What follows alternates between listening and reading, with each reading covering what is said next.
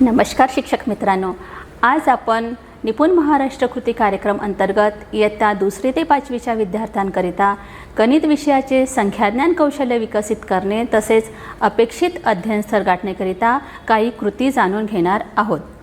इयत्ता 2रीसाठी अपेक्षित क्षमता आहे वस्तू मोजतो व 20 पर्यंतचे संख्याबोध विकसित करतो। तसेच इयत्ता 3री ते 5वी करिता अपेक्षित क्षमता आहे वस्तू मोजतो व 99 पर्यंतचे संख्याबोध विकसित करतो। अध्ययन स्तर क्रमांक 2 विद्यार्थ्यांना 0 ते 9 संख्यानामे क्रमाने मोजता येतात। याकरिता आपण काही कृती जाणून घेणार आहोत। त्यातीलच एक कृती आहे क्रमवारीचा खेळ। क्रमवारीचा खेळ ही एक खूप मजेशीर कृती आहे। हा खेळ खेळताना विद्यार्थ्यांना खूप आनंद येणार आहे आणि या कृतीच्या माध्यमातून विद्यार्थ्यांना वस्तूचा अंकांचा क्रम समजणार आहे। विद्यार्थ्यांना वस्तू अंक क्रमाने मांडता आल्यास किंवा त्यांचा क्रम समजल्यास त्यांचा गणितीय संबोध विकसित होण्यास मदत होईल आणि नक्कीच अपेक्षित अध्ययन स्तर सुद्धा गाठता येणार आहे। तर मग बघूया ही कृती कशी घ्यायची। ही कृती घेताना आपल्याला काही साहित्य लागणार आहे, जसे की 0 ते 9 अंक कार्डाचे 2 संच आणि 2 टोपल्या। आणि यासाठी आपल्याला काही पूर्वतयारीसुद्धा करावी लागणार आहे।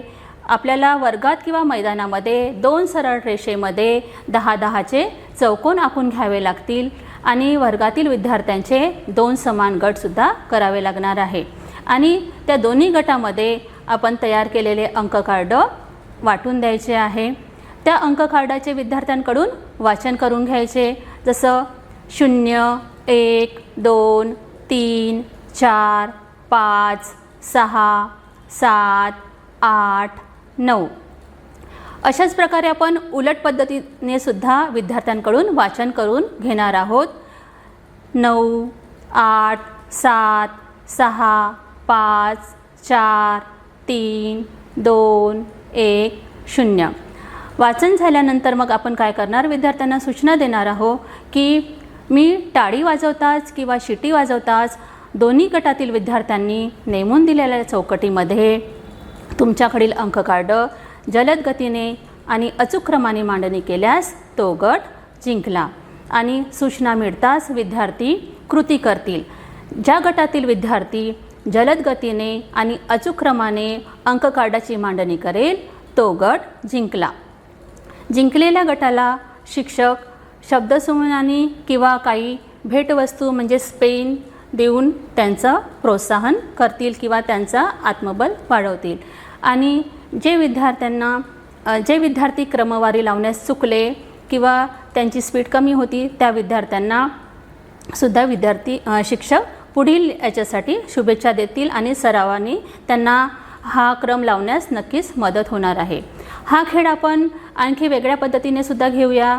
तर हा खेळ आपण उलट पद्धतीने सुद्धा घेता येणार आहे आणि सोबतच वेगळ्या पद्धतीने म्हणजेच 2 टोपल्यांमध्ये अंक कार्ड मिक्स करून ठेवायचे आणि 2 गटातील एकेका विद्यार्थ्यांना पुढे बोलवून त्यांना त्या टोपल्या द्यायच्या आणि त्यांना सूचना करायच्या आहे की शिटी वाजताच किंवा टाळी वाजताच तुम्ही नेमून दिलेल्या चौकटीमध्ये हे अंक कार्ड क्रमाने मांडणी करा।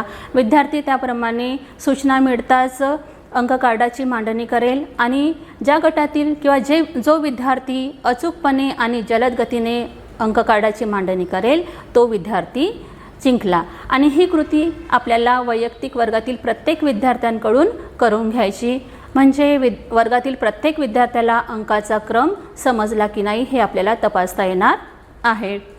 या कृतीतून काय होणार आहे की विद्यार्थ्यांना अंकांचा क्रम समजणार आहे, कोणत्या अंकाच्या मागे कोणता अंक येतो, म्हणजेच 2च्या नंतर कोणता अंक येतो, 2 आणि 4च्या मध्ये कुठला अंक येतो, 5च्या मागे कोणता अंक आहे, 5च्या पुढे कोणते अंक आहे। अशा प्रकारे विद्यार्थ्यांना अंकांचा क्रमसुद्धा लक्षात राहणार आहे। सोबतच आपण ही कृती गटाने घेत असल्यामुळे विद्यार्थ्यांमध्ये सहकार्याची भावना, सांघिक भावना निर्माण होणार आहे, विकसित होणार आहे आणि नक्कीच आपला जो अध्ययन स्तर आहे तो अध्ययन स्तर गाठण्यास आपल्याला मदत होणार आहे। धन्यवाद।